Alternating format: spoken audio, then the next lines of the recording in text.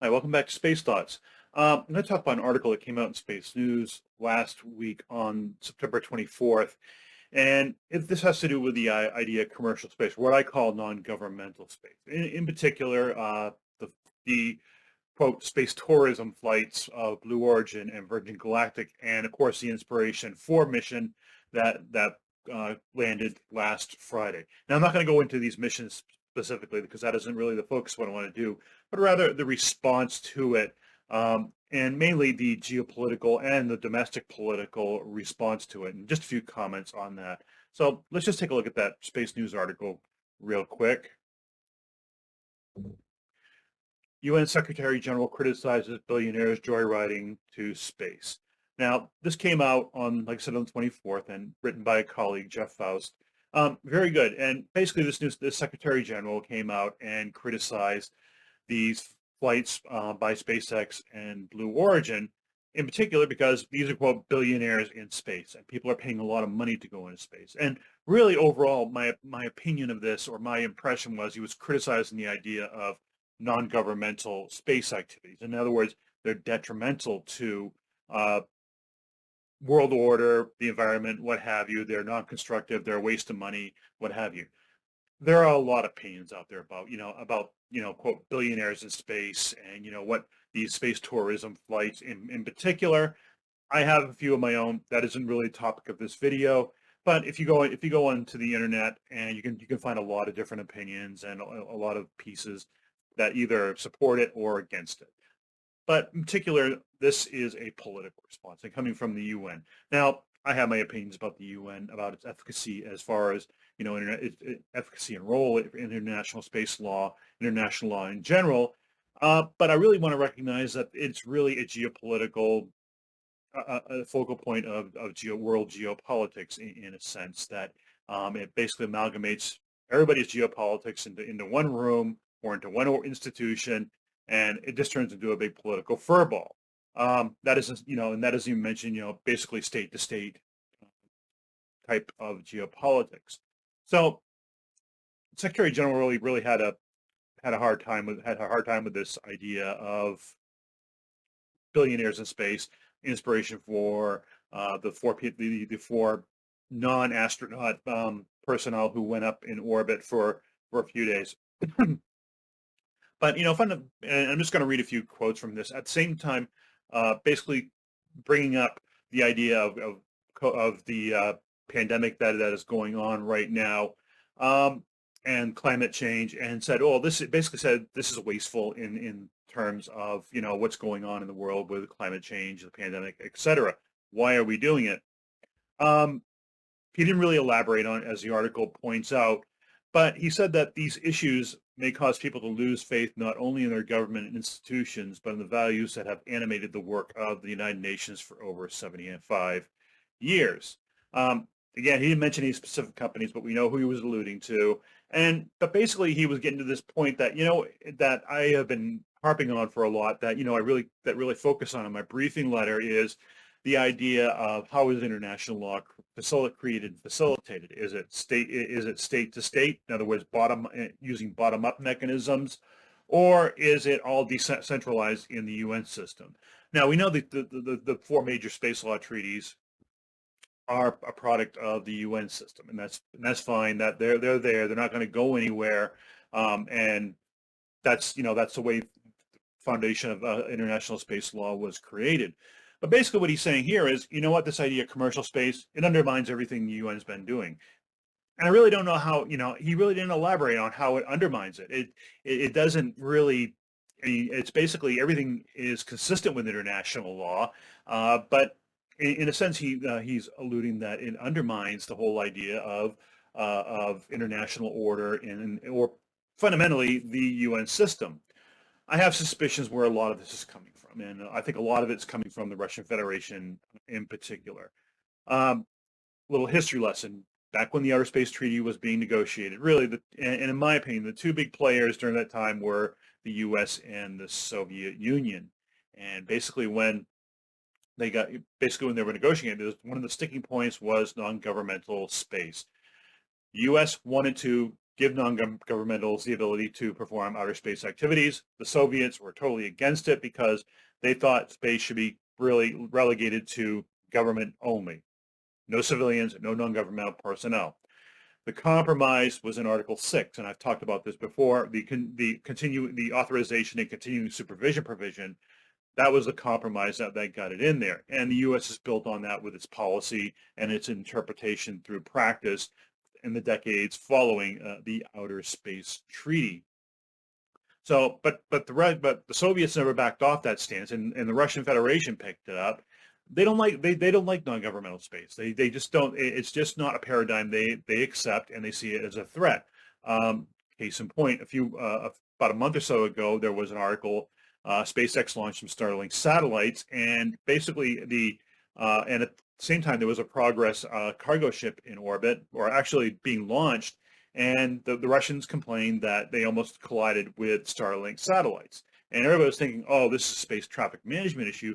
No, it was really an excuse for the Russian Federation, in my opinion, to come out and complain about the idea of non-governmental space. In other words, to hit back on it. And I had to point that out to a colleague. This isn't about space traffic management as much as this is just a political attack or a propaganda ploy to basically attack non-governmental space. So understand, I think that's coming from there. And also the People's Republic of China. I mean, PRC has what they call, commercial space. It's really not the same. It's really not the same as non-governmental space here in the U.S. But the idea is non-governmental space has given the U.S. a very big edge in outer space activities in terms of innovation, in terms of development times, in terms of getting something from an idea or a concept to actually hardware and actual flyable material. And it's really been a significant boost for U.S. space industry ever since, we codified this in Title 51, Chapter 509. But more than that, non-governmental space has become an integral part of both civil space and national security space. So, in other words, I've talked about before, you have three legs of three sectors in space: national security, civil, and commercial or non-governmental. Really, non-governmental has become more a part, has really merged itself with civil and national security. Well, think of it. We basically have the resupply missions to the ISS that are all non-governmental sponsored, that are done through non-governmentals. The recrewing of the commercial crew program is a non-governmental program, and all national security launches are basically done via contracting with non-governmentals to launch the payloads. In other words, there isn't government-owned assets anymore to launch the satellites. All the assets are basically non-governmental owned, and you contract with them. So non-governmental space has merged itself into civil and national security. So in my opinion, in my perspective, the PRC understands the significance of it, and pushing back up against it is a little, would help to dislodge that and possibly cause problems for the U.S. Now, why do I say these two may have something to do with this? Because these two are very big players in the UN. They wield a lot of what we call soft power or political power in the UN, and they use it very effectively. They are excellent soft power players, and they've gained a lot. They lost a little bit back in 2018 with the quote space weapons debate, but they still have a significant amount of soft power, and I think a lot of this is pushing back. They're using that through the Secretary General, through the UN system to push back. I always say the UN is basically a bastion of a political playground. Basically a way to, wield soft power in a very effective manner and basically get, basically create pacts, political pacts and I don't mean political action committee, I mean pacts.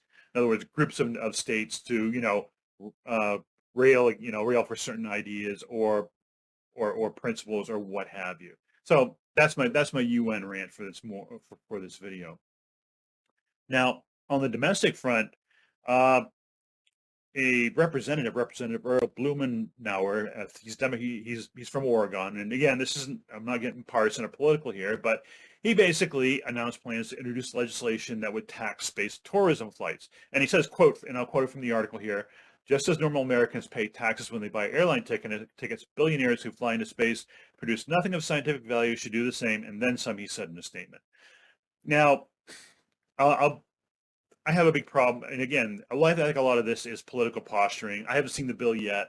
Obviously, if and when the bill comes up, I'll be talking about it in probably my fourth quarter issue of my briefing letter, the Pressy. But this is political. Whether it would go through, I don't know. And I think the congressman, is very inaccurate in in how he's comparing commercial space or non-governmental space flights to typical passenger flights. For one thing, what we basically aircraft or air travel is what we call common carrier. And I'm not going to get into the law. You can look it up on on a website. There's plenty of information out there to give you an idea of what common carrier is. But space flight, non-governmental space flight, is not considered a common carrier. So, in other words, by comparing, basically the congressman is comparing apples to watermelon. Two totally different fruits. One grows on a tree, one grows on a vine, and they're different overall. So again, I think it's very inaccurate. Whether it gathers any more momentum, it's highly unlikely, just because I think there's still a lot of bias, even given the political furball that is DC nowadays. I think there's enough bipartisan support to look at this saying, no, this probably is not something we want to do. So I look at this as posturing on the on basically the domestic space front. And I know there are a lot of people who look at these quote billionaires in space, for lack of a better term, and think it's a waste of money and it should be spent elsewhere. That's a debate for a different time and probably for a different channel. I don't want to get into it on this channel unless it's relevant to something else I'm talking about. But understand, there's going these two pushbacks on non-governmental space from both an international body and from domestic politics. It's not going to go away, and I think it's going to increase as time goes by. One, because it's a great political issue, and two, the influence in non-governmental space is going to be very significant, as the future grows. I mean, once infrastructure is established, once activity increases, I think it's going to be more about. I think you're going to have more non-governmental personnel in outer space than you are going to have actual government astronauts. And I think that leads to a point where we need to start considering, looking at these people again and based in terms of protections and such. I talked about that a few months ago in my video about astronauts and protections. You can go back and look at that if you want. But other than that, this is something we have to keep in mind. Non-governmental space isn't going to stop abruptly, in my opinion. It's going to continue to gain momentum. But the pushback, like you see here, is probably going to increase. Whether that's a good thing or a bad thing is irrelevant. It's just reality. This is the way it is. Politics is a constant, and politics is basically a part of anything we're going to do, even outer space. You just can't separate. It out. But anyways, that's what I have for you today. We are now in fall here in New Hampshire, and I hope you're safe, and I hope you stay well, and we'll talk to you next time.